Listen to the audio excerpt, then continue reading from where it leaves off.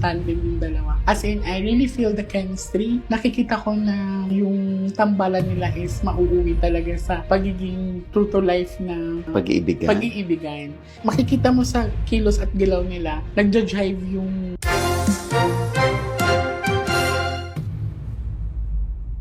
Jay Costuria naglabas ng pambihirang hula tungkol sa nakatakdang pagsasama at paghahari ni Bimby Aquino at Riza Midizon sa taong 2027 na inaasahang yuyugyog sa buong industriya ng telebisyon at magdudulot ng matinding kontrobersya. Sa mundo ng showbiz, isang napakalaking balita at mainit na kontrobersya ang kasalukuyang nagpapasiklab at gumugulat sa mundo ng lokal na showbiz matapos maglabas ng isang nakakagulat at hindi inaasahang pahayag ang kilalang psychic at manghula na si Jay Costuria. Ayon sa kanyang pambihirang hula na mabilis na kumalat sa iba't ibang sulok ng lipunan, nakatakda umanong magsama at tuluyang maghari sa buong industriya ng Philippine television sa darating na taong 2027 ang dalawa sa pinakasikat at pinag-uusapang batang personalidad sa bansa na sina Bimby Aquino Yap at Riza Midizon. Ang nasabing pahayag ay agad na lumikha ng napakaraming ingay, matinding debate, at samut-saring emosyonal na reaksyon mula sa mga tagahanga, mga taga-subaybay ng aliwan, at pati na rin sa mga matatagal ng eksperto sa larangan ng mass media at pampublikong komunikasyon dahil sa napakalaking epekto na maaari nitong idulot sa kinabukasan ng ating buong entertainment industry. Ayon sa mga detalyadong obserbasyon at espiritual na bisyon na ibinahagi ni Jay Costuria, ang tambalang binansagan na ngayon ang publiko at ng mga taga-subaybay sa social media bilang maybe ay magtataglay umano ng isang uri ng natatanging chemistry at walang katulad na karisma na hindi pa kailanman nakikita o nararanasan sa buong kasaysayan ng Philippine television. Sinabi ng kilalang manghula na ang pagtatagpo at pagsasama ng dalawang ito ay hindi lamang isang simpleng pagtatambal sa isang proyekto o isang karaniwang palabas sa telebisyon, kundi isang nakatadhanang kaganapan na nakasulat na sa mga bituin bago pa man ito maisip ng mga producer. Ang pagsasama ng tanyag at makasaysayang lineage ng pamilya Aquino at ng napatunayan na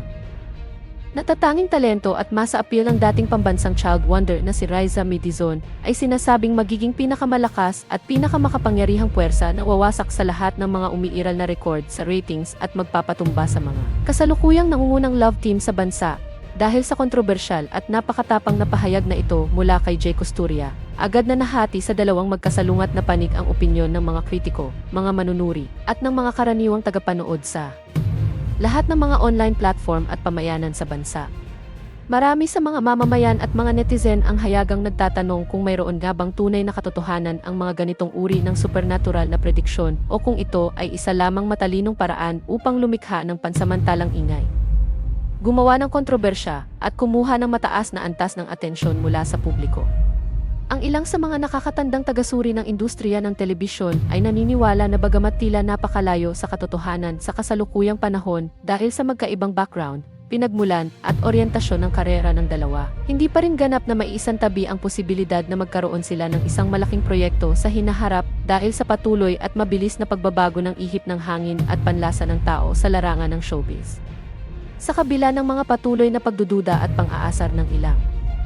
sektor sa lipunan, hindi kailanman maikakailan ng sinuman na ang dalawang kabataang ito ay parehong nagtataglay ng napakalakas, matatag at malawak na suporta mula sa taong bayan na nagmula pa noong sila ay mga bata pa lamang.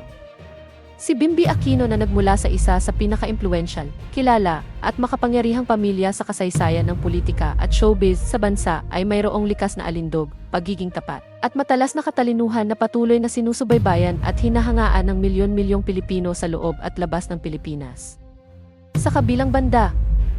si Riza Midizon naman na nagsimula bilang isang simpleng kalahok na naging pambansang tagapagpatawa at pambansang child wonder ay naipakita na nang paulit-ulit ang kanyang husay sa pagpapasaya ng tao, pagiging natural sa harap ng kamera, at kakayahang magdala ng mga malalaking programa sa telebisyon sa loob ng napakaraming taon. Ang natatanging kombinasyon ng kanilang dalawang magkaibang mundo ay ang pangunahing dahilan kung bakit buo ang paniniwala ni Jay Costuria na magiging napakalakas at halos hindi mapipigilan ang kanilang tambalan kapag dumating na ang takdang panahon. Hanggang sa mga sandaling ito, habang patuloy na nag-aalab ang usapin sa lahat ng mga pahayagan at plataporma sa internet, nananatiling tahimik at walang direktang kibo ang kampo ni Bimby Aquino at Riza Midizon hinggil sa kumakalat na kontrobersyal na hula ng sikat na psychic Walang anumang opisyal na pahayag, paglilinaw, o pagtanggi na inilalabas ang kanilang mga opisyal na tagapamahala at mga kinatawan ukol sa kung mayroon nga bang mga imbitasyon, formal na pagpupulong, o lihim na negosasyon na kasalukuyang nagaganap sa pagitan ng mga malalaking network para sa isang posibleng pagsasama sa telebisyon sa taong 2027. Ang matagal na katahimikang ito mula sa magkabilang panig ay lalo lamang nagdaragdag ng matinding misteryo, malalim na haka-haka, at labis na curiosity sa isip ng publiko na patuloy na nag-aabang sa kung ano nga ba ang totoong magiging kapalaran at direksyon ng karera ng dalawang bituin sa mga susunod na taon. Sa patuloy na pagpapalitan ng kuro-kuro at pag-init ng mga talakayan ukol sa kontrobersyal na hulang ito sa bawat tahanan at online community, nananatiling nakatutok ang buong bansa sa bawat galaw at magiging kaganapan sa buhay at karera ni Bimby at Riza May. Totoo man o isang purong katang-isip lamang na nakabase sa supernatural na prediksyong ito ni Jay Costuria, malinaw na naagaw na ng tambalang maybe ang buong atensyon ng sambayanang Pilipino.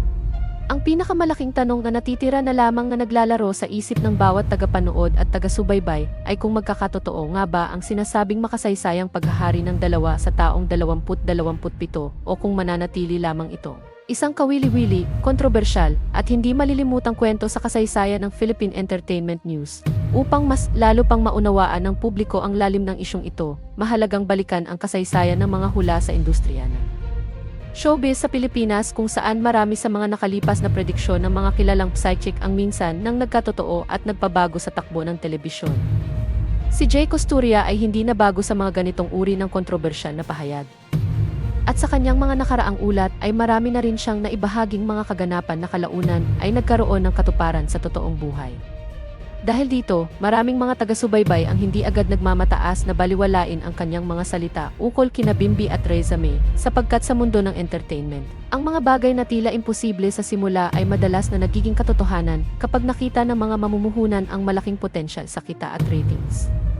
Ang usapin tungkol sa posibleng pagtatambal ni Bimby at Riza May ay nagbubukas din ng mga bagong pinto para sa mga talakayan ukol sa hinaharap ng kultura ng love team sa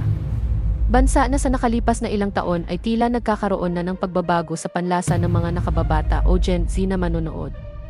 Ang pagtatagpo ng isang nagmula sa tradisyonal na elite at ng isang tubong masa na nagsumikap mula sa ibaba ay isang formula na sa matagal na panahon ay napatunayang epektibo sa pagpapakilig at pagkuha ng simpanya ng mamamayang Pilipino.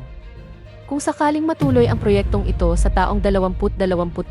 maaari itong maging bagong pamantayan kung paano bubuo ng mga tambalan ang mga malalaking kumpanya ng media sa bansa. Samantala, marami rin sa mga tagahanga ni Riza May ang nagpapahayag ng kanilang excitement at buong suporta sa social media, kung saan kanilang sinasabi na handa nilang abangan ang anumang pagbabago sa karera ng kanilang paboritong aktres at host.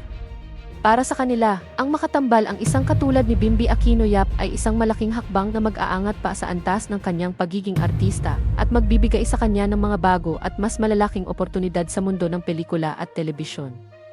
Sa kabilang banda, ang mga tagahanga naman ni Bimby ay naniniwala na ang kanyang likas na katalinuhan at magandang pagpapalaki ng kanyang pamilya ay magiging isang magandang tambal sa masayahin at likas na pilyang personalidad ni Riza May.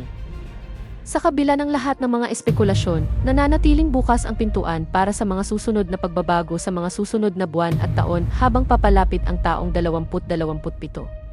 Ang mga eksperto sa media ay nagpapayo sa publiko na panatilihin ang kritikal na pag-iisip at huwag agad magpadala sa mga haka-haka hanggat walang opisyal na kontrata o anunsyo na inilalabas ang mga kinaukulang network at management teams.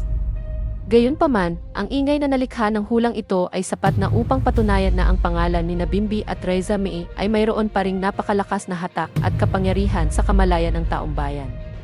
Kami ay patuloy na magbabantay ng puyat at araw-araw na maghahatid sa inyo ng mga pinakabagong ulat, eksklusibong panayam at mga ekspertong pagsusuri ukol sa napakalaki at napakainit na usaping ito. Makakaasa ang ating mga taga-subaybay na hindi namin bibitawan ang bawat detalye ng kwentong ito habang patuloy na lumalabas ang mga bagong impormasyon mula sa mga taong malapit sa dalawang kampo. Manatiling nakatutok sa aming himpilan at sa aming mga susunod na ulat para sa pinakabagong kaganapan sa mundong ito ng showbiz na walang tigil sa pagbibigay ng gulat at aliw sa bawat Pilipino.